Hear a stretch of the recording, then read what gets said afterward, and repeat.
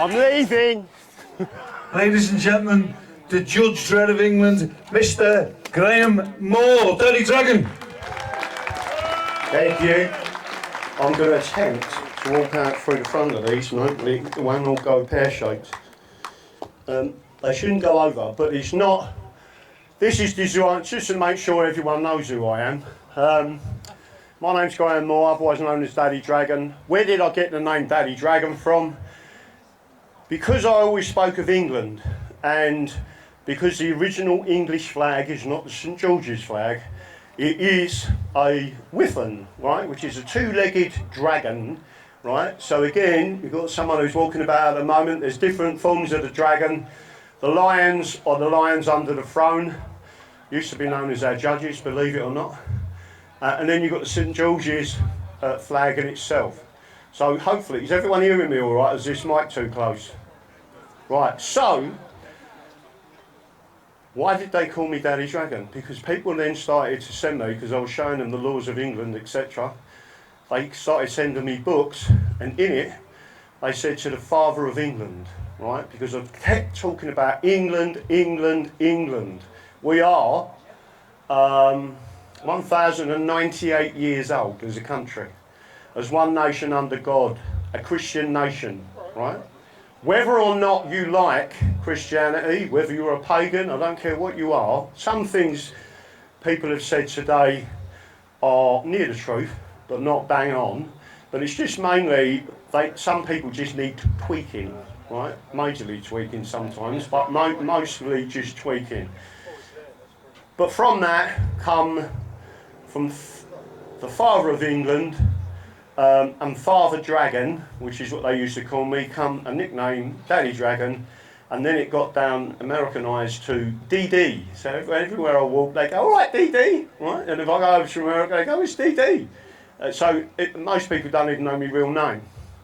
So to give you a bit of an indication of what and why I do what I do, 30 years ago, I was banged up. When I say banged up, for anyone who don't understand my, it's not Cockney, but London attitude, shall we say, I was put in prison, and it was a complete and utter nonsense by the state, right? So what they said I had done was that I beat 128-bit encryption overnight using a 186 laptop, and if anyone knows anything about computers in the old days, a 186, your iPhone or your phones are more powerful than what the old computers were. But in a few hours, in my bedroom or whatever, I had defeated banking encryption, right? It was the biggest load of BS you've ever heard in your life, a load of falsified evidence, and they made me something called a triple A prisoner, right, in HMP Belmarsh. I was held for a long time on remand, various things happening, escort, and if I explain the situation, they used to escort us from Belmarsh, even though there's a secure prison there, right? They used to escort us with a police helicopter, armed outriders, front and back, blues and twos all the way. We used to get through solid traffic in 20 minutes to the Old Bailey, right? When they finally went for the trial, they told a trial judge at Belmarsh, which is the most secure court in the nation, right, and actually in Europe, which has got a tunnel to it, yeah, no, this court isn't secure enough. And we were sitting behind 3-inch bulletproof glass, right? So what I'm trying to say to you is it's a theatre, right? So what they needed to do, and I'm talking about the police, they needed to create a theatre with the media, and what they did was they took us all the way through and they ended up in a place called Southwark Crown Court, where they put snipers on the roof, right? They had armed police surrounding the court, they put armed police on the jury, and they give the judge armed protection 24 hours a day, right? Why? Because it's a theatre, right? So you may ask, well, what was you arrested for, Graham? You must be this terrible terrorist. Well, actually, no. It was an alleged fraud, right? And it was against the clearing banks. And all of these people said, he is going down, and so are these people, right? And there was another guy involved. He wasn't involved, but they said he was, and his name, anyone knows him, his name's Kenny Noy. Now, they said in the media, just to give you an indication, that I spent a whole night in a hotel with 8 prostitutes snorting Charlie all night and drinking, right? My wife, at the time, read that in the papers and started laughing, right? She said, I'm telling you now, that ain't him, right? He would not be performing with 8 women in a bedroom. That ain't a bit of him, right? And he don't do drugs, right?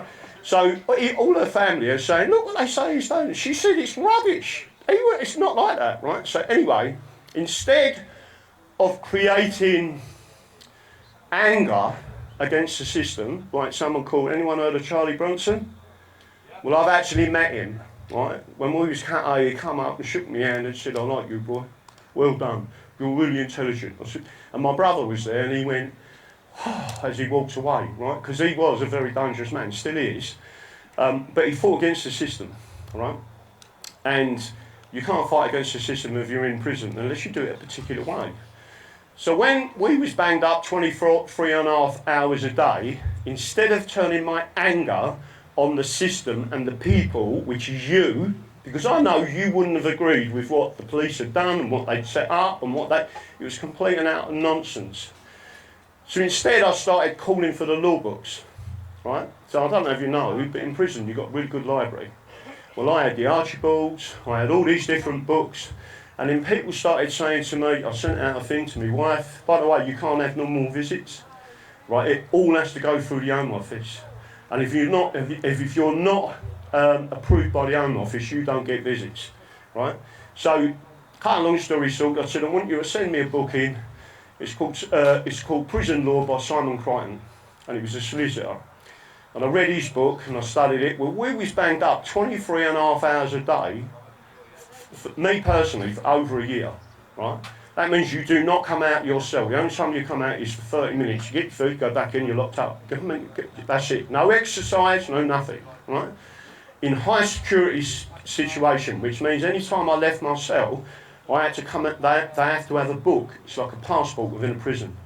And then when they moved me in a prison, there had to be two prison officers and a dog, right? And it's a psychological thing, right? To do your nutting. When you're AAA in the unit, they wake you up every 15 minutes during the night. That's what they do, and they have a red light on in there. So every time they look in, they can see you. If you're not moving, they'll nudge you, right?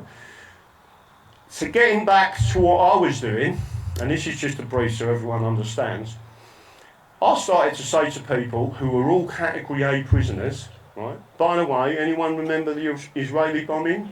The Israeli embassy? Right, them two were my best pals in there, right? And when I told them what they said, they was both electronics engineers, and I said, they reckon that I've broken 128-bit encryption overnight on a 186 laptop. Do you know what they did? Those Muslims. Do you know what they did? Allah, right? So we're all laughing.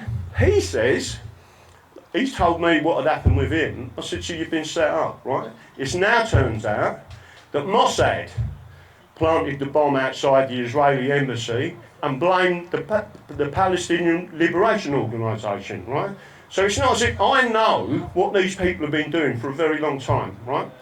And again, this fella is a nice fella. Joe Abutma was a lovely fella, right? So there was another situation that happened before I get into this, which it just gives you a primer of how long I've been doing it for, right? So we see, I got out the window, so you're talking to the other prisoners out the window, and I said, listen boys, do you want to get out your cells every day, and do you want to do this and that? And they went, yeah. How do we do it? I said, do exactly what I'm telling you. So come out tomorrow morning, you go to the senior officer and you ask for something called a request and complaint form. And what happened with request and complaint forms is they have to be recorded. So as it's given out to a prisoner, it's put in a book and there's a serial number given next to the bit of paper, right? So now you've got 30 Cat A prisoners, the most dangerous people in the country, all come out themselves and said, we want a request and complaint form. Now they've had to serialise it, right? Who's the next group of people?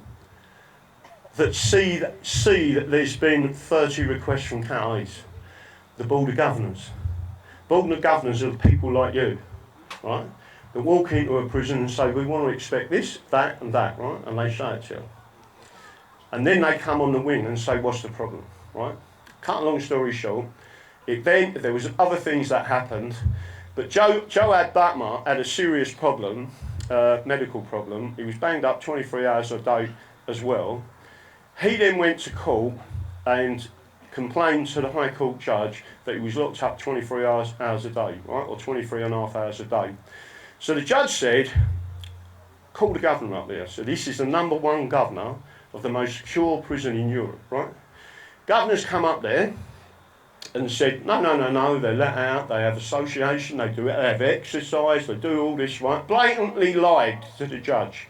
So the judge said, thank you very much. He's got back in his car, he's on his way back to Belmarsh.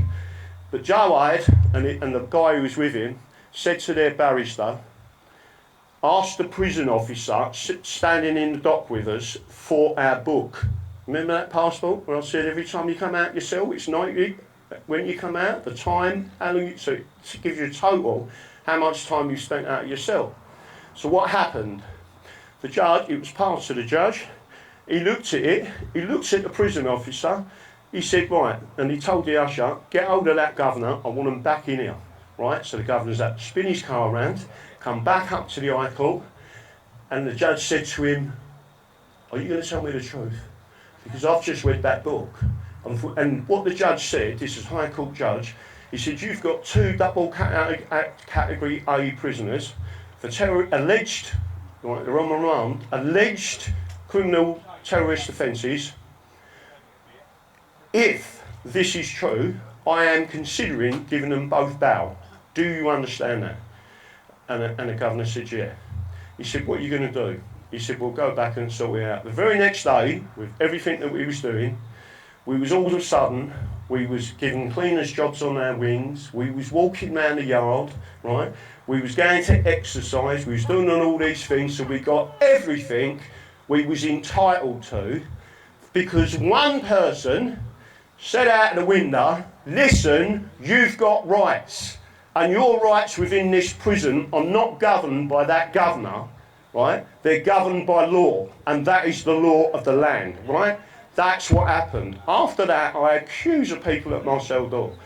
Can you help me with this? Can you help me with this? What's going on here? So without going for further ado, I sat in the cell, and all I did was read law and law books, right? So remember during lockdown, by the way, we've arrested Sadiq Khan. We went to 190 countries live. Again, we bought tickets to the Fabian Society. When we got up, as soon as he started giving them his speech, we stepped forward and said, we're arresting you for subverting the English Constitution. Right? You are this. And guess who else we arrested? Keir Starmer. Right?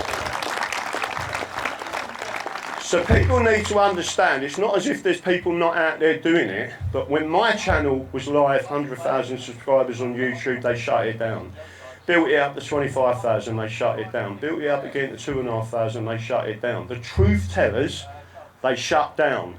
The ones they're promoting, right, are no good to you. It's misinformation. There was a lovely lady I spoke to earlier who said to me, I've come here to see you, and I've been telling these people they're doing the wrong thing. And I said, what do you mean? She said, they should be using their laws against them. I said, exactly that, right? So I've had a conversation with a lady, she said, like, people need to be told the truth. I'm here to tell you the truth, right? Again, when you talk about the prison stuff, listen, done the bird, standing on my head, not interested. It takes, you have to have a different sense in your mind and a mission in your mind to keep pushing forward. And it don't matter how bad it gets, you never, ever surrender, right? And I will never surrender England. Because this is about England, right? There's some things I will be saying to people and they won't like it, right? This is the only time I'm going to swear. I don't give a fuck, right? If you don't like what I'm telling you, this has come from 30 years worth of research, right? If you've been brainwashed, it ain't my problem.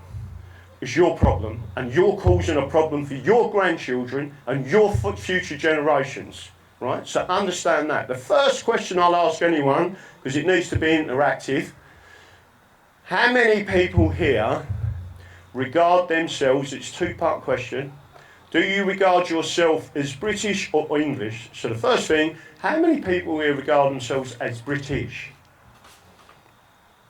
Right. How many people regard themselves as English? And that's exactly what you said. Now, at the end of this, even the Brits should stick their hands up and say, I'm English, because they should realise what has gone on, right? And I will be referring to the Soviet Union and a Soviet communist slogan, right? Do you know what do you know what that slogan is? Stronger together, right? Soviet communist slogan, right? So when I see people say stronger together, my mind triggers communist, right? But it don't mean they're all bad, it just means they're brainwashed, right? And they believe something that's not true, right? The people who created the Soviet Union were the British. The people who created what we've currently got there at the moment as communist China were the British, right? The people who created Pakistan are British. The people who created Iran are British.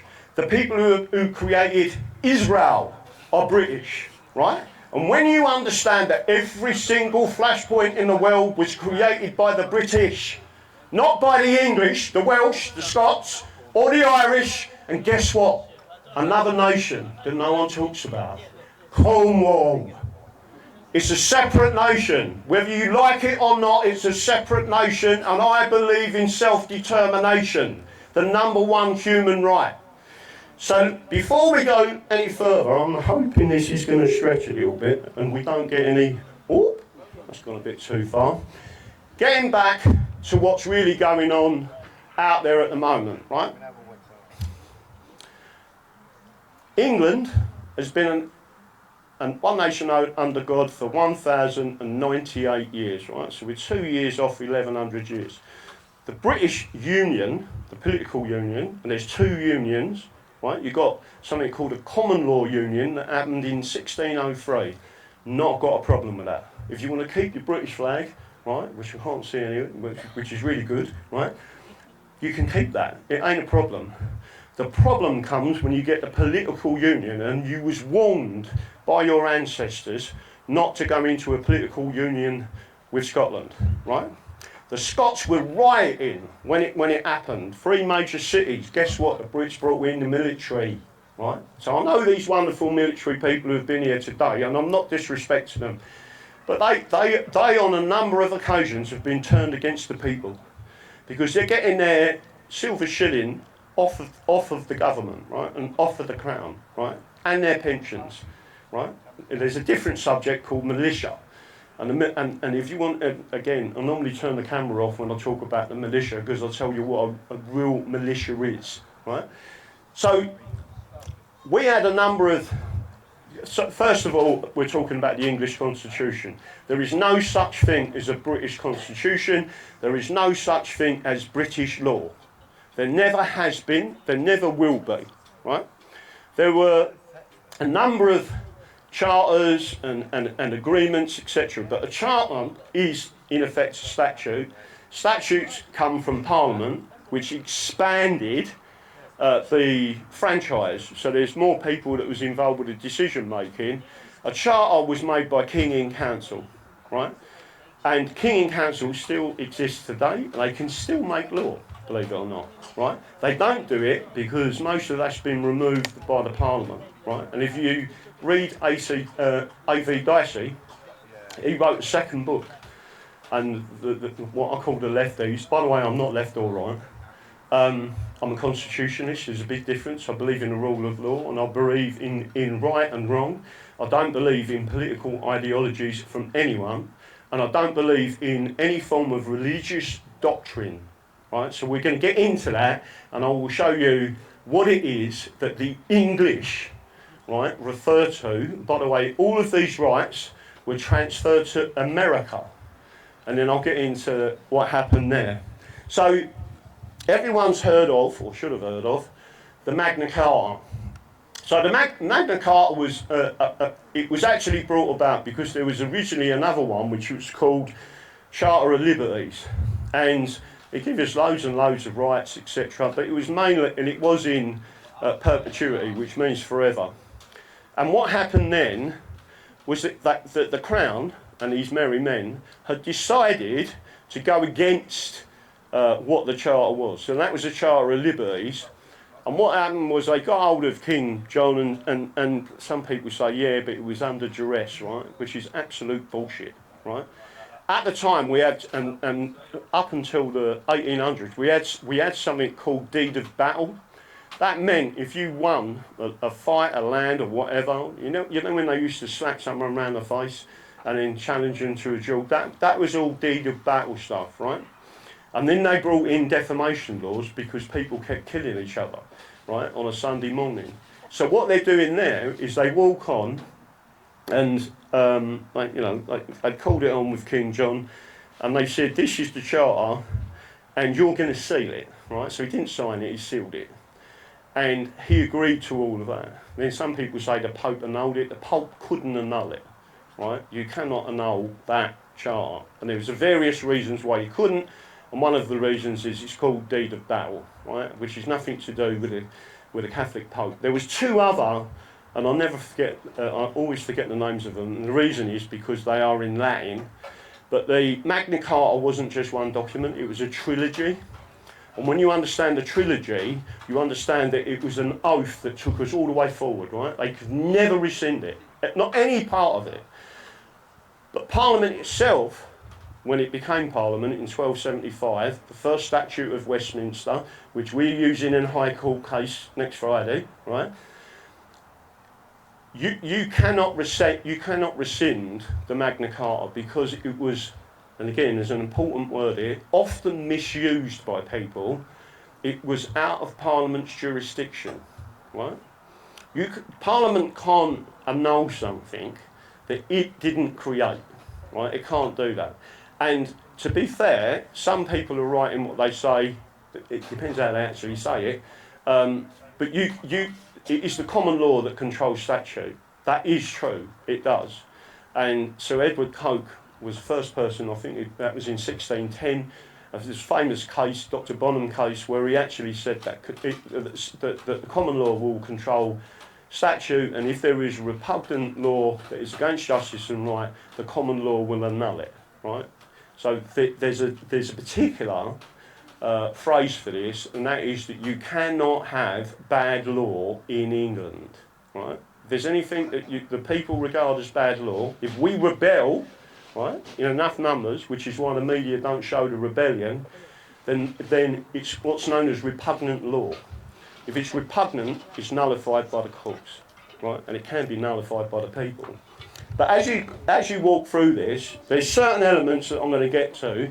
A lot of people don't like, mainly Catholics I may add, don't like the Bill of Rights, right? And they say it's a statute and whatever. And they don't even realise that a charter is the same thing as a statute, right? It's exactly the same thing, except Parliament didn't exist, but it was created by King and Council, and in effect, that is what Parliament does, right? Because it has the same thing, and by the way, there's still legal issues going on at the moment through ex-colonies where they're using our rights in other countries, and we're not being given them here. So as you walk through this, before I should do anything, normally people come up to me and they say, we don't have a constitution. I say, well, if that's right, do you agree we live in a constitutional monarchy? And they say, yeah. So how did we get a constitutional monarchy, right? And normally I follow it with some expletives, right? And then they say to me, well, we haven't got a written constitution. So I say, well, what the fuck's that then, right? And then I get the books out and the law books out and say, so what is this book? And I've got them over there. I am going to show them to people. I haven't brought them to read from them to you, right? Although I do occasionally in court. I've brought them so you understand exactly what I'm saying. If someone says to you, we haven't got a constitution, right? I'll grab the two books. I don't know if someone's got, if I can grab one of them. I don't want to kick this mic off, but the basis of it is you've got the Halsbury Statute, the Halsbury's Statutes of England, and then you've got another set of books that are the Halsbury's Laws of England, right? So the Halsbury Statutes of England, I've got all of these in it, and it's volume 10, 4th edition that I've got, which is a little bit cheaper, but it's all in there, and it's all in, and the volume is called, wait for it, Constitutional Law, right? So I say, and I hold up the book and say, so if we ain't got a constitution, it's not in writing. What is that? And what's the Halsbury Statutes of England then, right? And they're like, and then they say, this is the killer, it's not codified. So I've said, you've gone from we haven't got a constitution, to we haven't got a written constitution, to it's not codified. Do you mean codified like the American one? And they go, yeah. And I said, no, we've got a common law constitution. We've got the best constitution in the world. There is an argument legally about this, and I have come down in favour of a common law constitution as long as those judges are not crooked. If they are crooked, which they are now, right, and the barristers and the solicitors, right, then you've got a problem. They've got the same problem in America, right, which is why President Trump is sacking, right, judges. Federal judges are being sacked, right? Well, we have that ability as well. It's just that they haven't told you what it is, right? So, and there is something called impeachment in the country, but I won't go against it, right? So, again, you've got them books. There's some of the books I've got in there are 300 years old. In fact, one of them might be a bit older than that. And again, when these lawyers, so-called lawyers, start talking about the law, and you make reference to something, I don't know, 1790, and they'll say, oh, I can't find that, it obviously doesn't exist. So yeah, it does exist. And not only does it exist, it's law. And they all say, I can't find the authority. I say, well, here's the authority. And I'll get a 300-year book out and show them. And I say, that's still law. It's good law, right? And then when you show it to a judge, they go, okay, he's right, right? Was it not in your AI database, right? So we'll get through this, but the Magna Carta, there was 4 editions of it, basically. There was the main one in 1215, another one in 1216, and it goes all the way through, and then you've got 1297, right? Big chunks of that are still in force today. What they say isn't in force, I always say you can't go against the original Magna Carta, but getting up and arguing in front of a judge. But if you're only ever going to rely just on the Magna Carta itself, not being funny, you've got a weak case, right? Because there's other things you can rely on, right? And then the situation is easier to explain. We went from roughly every 400 years you get a major revolution, right? And the revolutions come from the English. Everyone heard of the Peasants' Revolt? Yes. Well, the Peasants' Revolt didn't start in Kent, right? It started in Essex. And it started in Essex because the king's men were sent out to collect taxes, and there was a tax on virginity. So what they started to do was to go out, call the young girls out, and stick their fingers where they weren't wanted, and then they was saying there needs to be a check. So they was checking to make sure they weren't married, right? And that they were still virgins. And then 1 or 2 of the fathers come out and said, if you just stuck your fingers when they ain't wanted, and they said, yeah, and they've gone whop with a sword and took their heads off, right? And that was what started the Peasants' Revolt, right? It's more detailed than that, but that's a rough brief. They come across the River Thames, they come from all of the main counties, right? And they ended up meeting on Blackheath Common, right? And from there they went forward. And they did. I mean, when they actually kicked off in London, they killed a lot of people. They did. They was, but again, it was full armed rebellion, right? And they did get them people back, by the way. I mean, Wat Tyler had his head chopped off, and they stuck it on a spike. So they went against them, and they always betray us in the end of the day. So that's just one of them. But there's many other situations where the English have always rebelled, right? I'm not talking about the British. I'm talking about the English, right? So everyone needs to understand that the counties and shires, if it was me, I'd go back to shires, right? So Norfolkshire, and by the way, Norfolk is crucially important to England. It's like the beating heart of England. The same as Devon is the beating heart of England, because you've got blood running through your veins that have always said, listen, when they do this, we're going to say, fuck off, right? And that energy is still here, right? All I do is try and explain to people, if you do this in the right way, and again, in Northern Ireland, we've just had a situation where they're doing exactly what I'm telling, and now they're getting worried in Northern Ireland, right? But getting back to this, you had something called the Glorious Revolution. So there's a couple of things I want to say before I say that. Does anyone understand that we had an election on the 4th of July? Does anyone know what 4th of July means in America? Independence Day. Does anyone realise that there was another election in America on November the 5th? Does everyone understand that? What does November the 5th mean to you? Most people say the wrong thing, but go on. Guy Fawkes, right? Do you know what day the Prince of Orange landed in Brixton in Devon when he put his foot in? 5th of November, 1688, right? What do they call President Trump? Orange man bad, right? Why was the Orange man bad? Because the Prince of Orange was asked to come here to save the Protestants and the Protestant religion, because we was basically sticking our middle finger up at Rome, which is Roman in nature, everything going on. It's not that we dislike Catholics, it was mainly the Jesuits. So someone else earlier spoke about Switzerland. Switzerland had a civil war in 1848, and it was caused by the Jesuits, and they was banished from Switzerland, right? So when you understand all these things that have been put forward, we got something called the Glorious Revolution. There's lots of history to it, but again, it is a trilogy, right? So it is not just one document.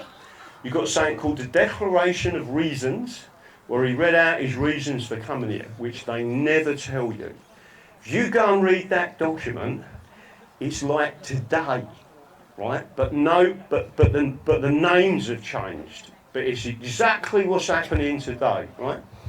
Some of the religions have obviously changed, but the same type of thing and events, right? And then there was something else called, and this is where we're getting to an important part, which is called the Declaration of Rights. The Declaration of Rights had 27 heads of term. It was highly detailed. It was actually under discussion for about a month before it actually started getting sealed. There's a number of parts of the document. But in law, that is what's called, you've got two things. You've got public law and private law.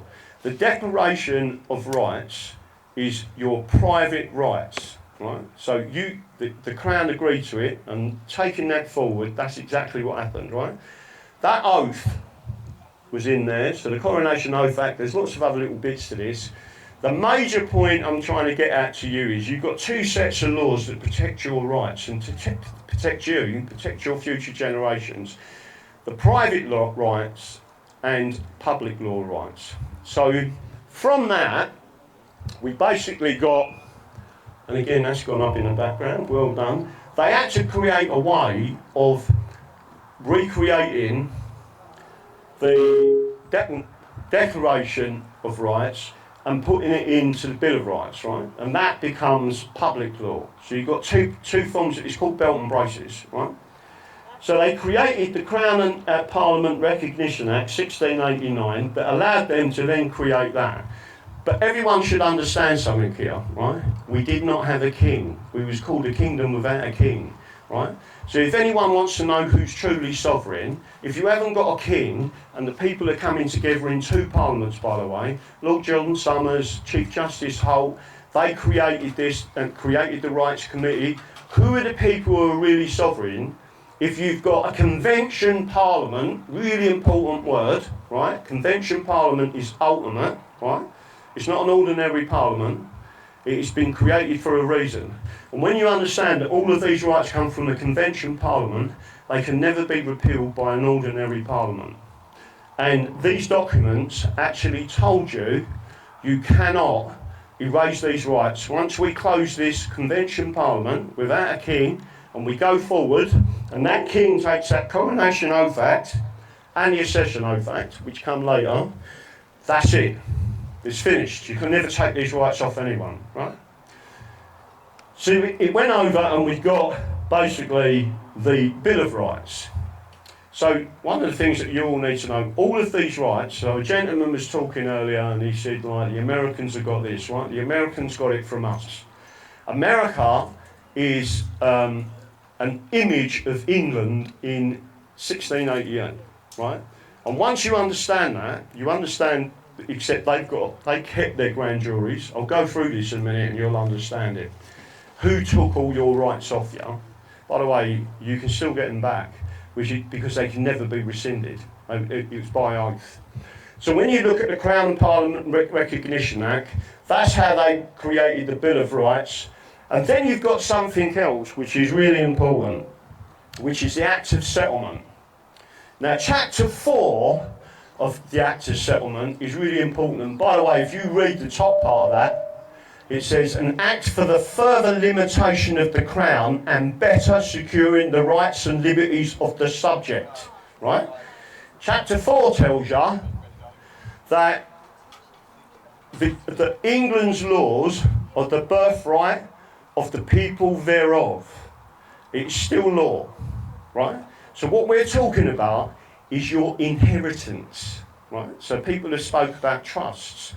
The Declaration of Rights, and especially the Bill of Rights, because it sets it out, is actually a trust document, right? The trustees is the separation of powers. The Crown, both parliaments, so the Lords and the Commons, and then you've got the judiciary. They're the trustees, right? The beneficiaries are you, right? And by the way, just to make sure I'm clear on this, yeah? Our constitution does not mention race anywhere, and nor does the common law, right? The only thing that mentions anything to do, it's not race, it's about religion, and there's a particular reason for it, right? And I'll go through some of that later. But you've got the Act of Settlement. If you actually read the Bill of Rights, so these two actually go together. The people who created that, right? They're the same people. And an act, so the Bill of Rights, an act declaring the rights and liberties of the subject and settling the succession of the Crown. If you look at the Bill of Rights, it's really important because it starts to tell you.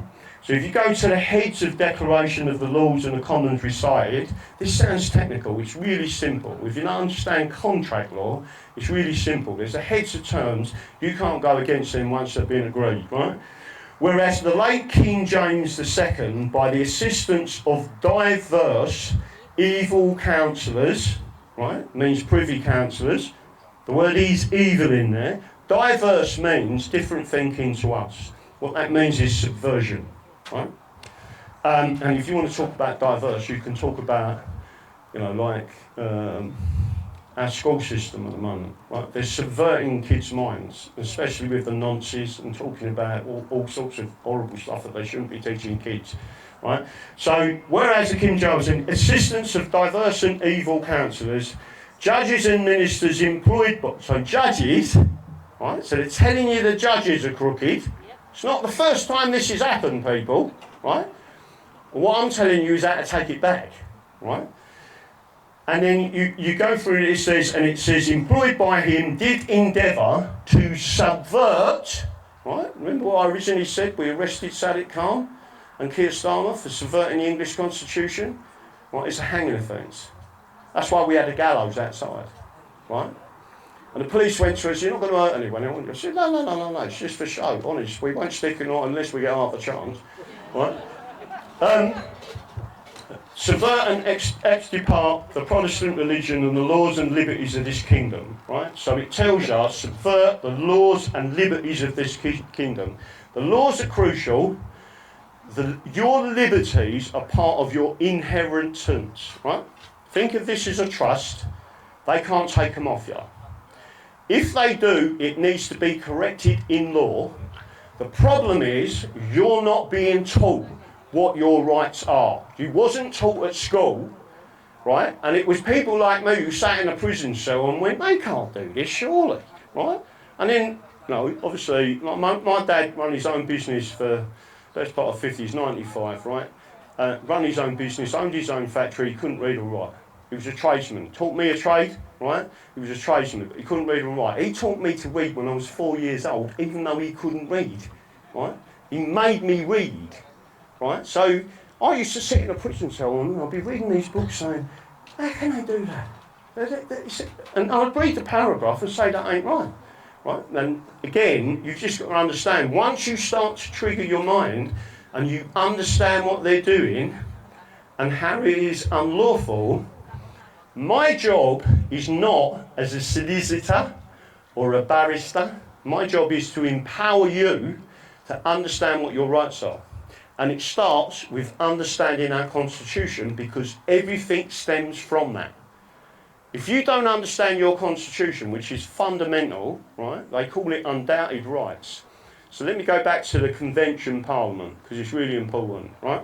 Everyone here, I've no doubt, has heard of the European Convention on Human Rights, right? Right, what's a load of bollocks?